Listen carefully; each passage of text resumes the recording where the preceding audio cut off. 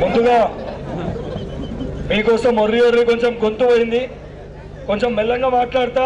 ఎందుకంటే 9 సంవత్సరాలకి వెళ్ళి ఆవేశంతో కొట్లాడి దెబ్బలు తిని బాధపడి ఎన్నో నిద్రలేని రాత్రులు గడిపి పోలీస్ స్టేషన్లో జైల్లో చిత్రహింసలు అనుభవించి ఆఖరికి ఇవాళ విశ్రాంతి దొరికింది 9 సంవత్సరాల తర్వాత. ఇంతకుముందు మా సోదరుడు మైపాల్ మాట్లాడుతూ చెప్పిండు కేసులు పెట్టిరని. మైపాల్ పై దిగులు చెందకు. ప్రతి ఒక్క కేసులో తెలంగాణలో అత్యధిక కేసులు ఎవరిపైన ఉన్నాయంటే 84 కేసులు నా పైన ఉన్నాయి. ప్రతి ఒక్క నిరుద్యోగి చేసిన ఉద్యమంలో నేను భాగస్వామిని. అది సింగరేణి పేపర్ లీకేజ్ కానీ, కానిస్టేబుల్ అభ్యర్థుల పైన కేసులు కానీ, ఎంసెట్ పేపర్ లీకేజ్ కానీ, లేదా బోర్డ్ ఆఫ్ ఇంటర్మీడియట్ ఆత్మహత్యలు జరిగినప్పుడు కానీ, Group 1 పోస్ట్పోన్మెంట్ కానీ, Group 2 పోస్ట్పోన్మెంట్ కానీ, TSPSC పేపర్ల ఎగ్జామ్ లీక్ అయినప్పుడు దాన్ని ప్రక్షాళన చేయాలి, దాని క్యాన్సలేషన్ పైన కానీ, ప్రతి ఒక్క ఉద్యమంలో ఒక కాంగ్రెస్ పార్టీ NSY రాష్ట్ర అధ్యక్షుని లెక్క కాక, ఒక నిరుద్యోగి లెక్క, ఒక తెలంగాణ బిడ్డ లెక్క మీ మధ్యలో ఉండి మనపైన కేసులు తప్పనిసరిగా ఆ కేసులన్నింటినీ కూడా ఎత్తేసే విధంగా రేవంత్ రెడ్డి గారితో మాట్లాడి ఆ కేసులు ఎత్తేసే ఒక బాధ్యతని కూడా తప్పనిసరిగా మేము తీసుకుంటాము. దానితో పాటు దీన్ని స్టార్ట్ చేసే ముందు ప్రోగ్రామ్ స్టార్టింగ్లో TSGENCOకి సంబంధించి మా సోదరులు అడిగారు. TSGENCO 17వ తారీఖున ఉన్న ఏదైతే ఎగ్జామ్ ఉందో ఆ రోజు బెల్ ఎగ్జామ్, ISROకి సంబంధించిన సెంట్రల్ గవర్నమెంట్ ఎగ్జామ్స్, ఇంకొక మొత్తం 3 ఎగ్జామ్స్ ఉన్నాయి. తప్పనిసరిగా దాని గురించి శ్రీధర్ అన్నతో నిన్ననే మాట్లాడినా. ఆ ఎగ్జామ్ కూడా తప్పకుండా పోస్ట్ పోన్ చేయించి దానికి కూడా తప్పనిసరిగా తదుపరి ఆలోచన కూడా ప్రయత్నం చేస్తాం. దానితో పాటు ఇంతకుముందు మీరు మాట్లాడారు ఉద్యోగాలు ఇవ్వడము సంబంధించిన మేనిఫెస్టో గురించి, గ్యారంటీ కార్డు గురించి సంబంధించి ప్రైవేట్ రంగంలో 75% మీకు ఉద్యోగాలు కానీ ఇవన్నీ ఎట్లా ఇస్తారు? దానికంటే అన్నిటికంటే ముఖ్యంగా ఈరోజు తెలంగాణలో మనం ఏమి సాధించినామంటే పొరపాటున ఒక 5%, 10% ఎక్కడన్నా మాకు తెలియకుండా తప్పు జరిగినా మీకు మేము మాటిస్తున్నాము.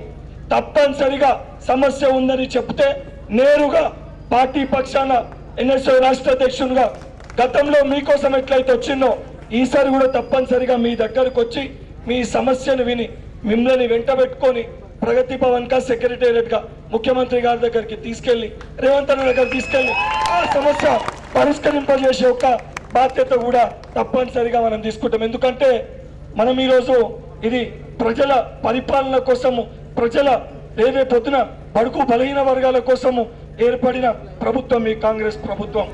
ఈ ప్రభుత్వంలో సమస్యలు ఉన్నాయంటే ఉద్యమాలు అవసరం లే, మనకి ధర్నాలు అవసరం లే. మనం ప్రశ్నిస్తే తప్పనిసరిగా మీరు చెప్పిన ఒక సలహా సూచనలని స్వీకరించి ఏ తప్పన్నా మాతోటి జరిగినా దాన్ని అంగీకరించి ఆ తప్పుని సరిదిద్దుకునే ఒక గుణం కాంగ్రెస్ పార్టీ దగ్గర ఉంటుంది. తప్పనిసరిగా సరిదిద్దుకుంటాం. ఈ మాట నేను ఈ వేదికపైకి వెళ్ళి ఈరోజు మీకు ఇస్తున్నా.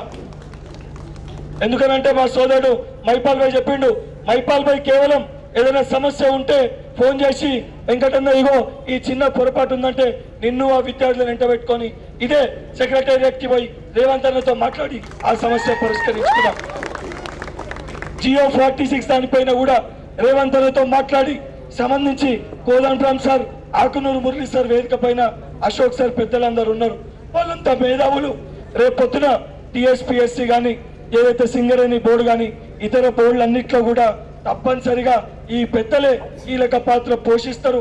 వాళ్ళకి అన్నీ తెలుసు. తప్పనిసరిగా ఏ పొరపాటు జరగకుండా అందరికీ న్యాయం వారు చేస్తారనే ఒక నమ్మకం, విశ్వాసం నాకైతే కేవలం ఒక రాష్ట్ర అధ్యక్షుడు లెక్క కాదు, ఈ పక్కన ఒక నిరుద్యోగి లెక్క నాకు నమ్మకం. కానీ దానికంటే ఏదైతే తెలంగాణ కోసము ప్రతి ఒక్క నిరుద్యోగిని కూడా నేను కోరుకునేది ఒకటే, ఏదైతే స్థానికంగా ప్రతి మన జిల్లాలో ప్రైవేట్ రంగంలో ఇండస్ట్రీస్ని డెవలప్ చేసి, ప్రైవేట్ రంగంలో కొత్త ఇండస్ట్రీస్ని తీసుకొచ్చి కూడా తెలంగాణలో నిరుద్యోగ రేషియో మొత్తానికి నిరుద్యోగులు లేకుండా ప్రతి ఒక్కరికి ఉద్యోగాలు వచ్చే విధంగా మన కాళ్ళపైన మనము నిల్చొని మన తల్లిదండ్రులని, మన ఒక అవ్వని, మన నాయనని పోషించుకునే విధంగా ప్రతి ఒక్క విద్యార్థి చైతన్యవంతుడయ్యే ఒక బాధ్యత కాంగ్రెస్ పార్టీ రేవంత్ అన్న తీసుకోవడం జరుగుతుందని చెప్పి మీకు మాటిస్తున్నా. దానితో పాటు ఇతర సమస్యలు ఏవైతున్నాయో జాబ్ క్యాలెండర్ ప్రకారము మీకు ఎగ్జామ్ డేట్స్ ప్రకారం ఎగ్జామ్స్ పెడతాము. TSPSC ప్రక్షాళన తప్పనిసరిగా జరుగుతుంది. జరిగినాకనే మీకు ఎగ్జామ్స్ కూడా కండక్ట్ అవుతాయి. దానితో పాటు 40 లక్షల మంది నిరుద్యోగుల జీవితాలతో చెలగాటమాడి మమ్మల్ని ఎవడేమి పీకలేడు, అధికారం మా చేతిలో ఉందని చెప్పి విర్రవీగిన అధికారులను కానీ నాయకులను కానీ ఏ పొక్కలో ఉన్నా పట్టుకొచ్చి వాళ్ళని చెంచల్గూడ చెర్లపల్లి జైల్లో పెట్టుడు ఖాయం. ఎందుకనంటే ఈ నిరుద్యోగులు రాజస్థాన్ లో ఇదే విధంగా ఆడ పేపర్ లీకేజ్ చేస్తే అక్కడ పేపర్ లీకేజ్ చేసిన వాళ్ళకి జీవిత ఖైదీ శిక్ష వేయడం జరిగింది. ఇక్కడ కూడా అదే అవుతుంది. రేపొద్దున ఇంకెవరన్నా టీఎస్పీఎస్సీ నిరుద్యోగుల జోలికి వస్తే జీవితకాలం జైల్లో ఉండాల్సి వస్తుందనే ఒక భయాన్ని తప్పనిసరిగా కాంగ్రెస్ పార్టీ పెడుతుందని చెప్తూ సమయం ఎక్కువ తీసుకోకుండా, ఎందుకంటే పెద్దలందరూ మాట్లాడేది ఉంది. మరొకసారి ముఖ్యంగా ఈ యొక్క ఉద్యమంలో క్రియాశీలక పాత్ర పోషించిన మరొక వ్యక్తి ఉన్నారు, ఇక్కడ రాని వ్యక్తి, వారే సీనియర్ అడ్వకేట్ గిరిధర్ రావు గారు. ఏదైతే న్యాయస్థానంలో గిరిధర్ రావు గారు గ్రూప్ 1 గ్రూప్ 2 పోస్ట్పోన్మెంట్ కానీ గ్రూప్ 1 క్యాన్సలేషన్ అప్పుడు కానీ, ఎందుకంటే గ్రూప్ 1 ఎగ్జామ్ కండక్ట్ చేసినప్పుడు చాలా మంది ఇడిచిపెట్టి వెళ్ళిపోయారు. ఎగ్జామ్ వస్తుంది, రిజల్ట్స్ వస్తాయని చెప్పి ఎవరు పట్టించుకోలే.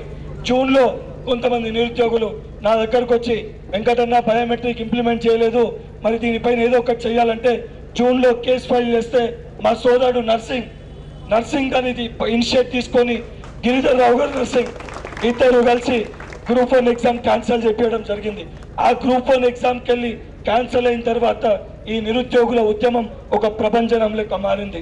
ఆ ప్రభంజనంలో కల్వకుంట్ల చంద్రశేఖరరావు, కల్వకుంట్ల తారక రామారావు ఎక్కడ బయట తిరిగినా నిరుద్యోగుల సెగ వాళ్ళకి ఎదురైంది.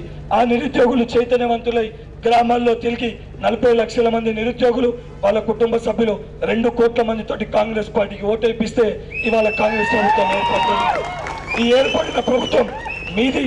ఈ విజయం కూడా నా తరఫున ఈ యొక్క విజయాన్ని కూడా నిరుద్యోగులకు అంకితం చేస్తూ తప్పనిసరిగా మీ సమస్యలన్నీ కూడా కాంగ్రెస్ పార్టీ తీరుస్తుందని చెప్పి మీ అందరి పక్షాన మీరందరూ కూడా ఈ ఉద్యమంలో క్రియాశీలక పాత్ర పోషించి కేసులు పెట్టిన మా చెల్లి ఇక్కడ ఉంది, ఎస్ఐ కానిస్టేబుల్ ఎగ్జామ్స్ అప్పుడు మా చెల్లె పైన కూడా కేసులు పెట్టారు, అయినా కూడా భయపడకుండా ముందు తను నిల్చుంది. ఇట్లా ఎంతో మంది మీ పైన కేసులు పెట్టారు. దానితో పాటు కొంతమంది పేర్లు చెప్తే మరి కొంతమంది విద్యార్థులు మా పేరు చెప్పలే అనుకోకండి. ఒక్కటి గుర్తుపెట్టుకోండి, మన కులము నిరుద్యోగుల కులము, మన మతము విద్యార్థుల మతము. అదొక్కటి గుర్తుపెట్టుకోండి. నిరుద్యోగుల కులస్థులము, విద్యార్థుల మతస్థులము. తప్పనిసరిగా ఈ ప్రభుత్వం మనది. దీనికోసము ఏదైతే బస్ యాత్ర చేపట్టిన వేదిక పైన మా నిరుద్యోగ సోదరులారా, మన తెలంగాణ ఆది ముత్యాలారా, రేపటి తెలంగాణ వీరులారా, తెలంగాణ భవిష్యత్తులారా, తప్పనిసరిగా ఇది మన తెలంగాణ.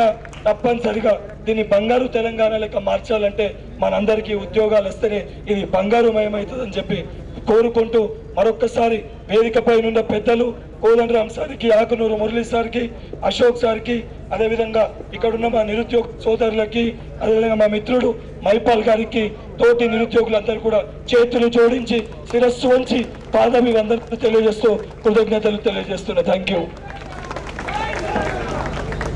అందరికీ.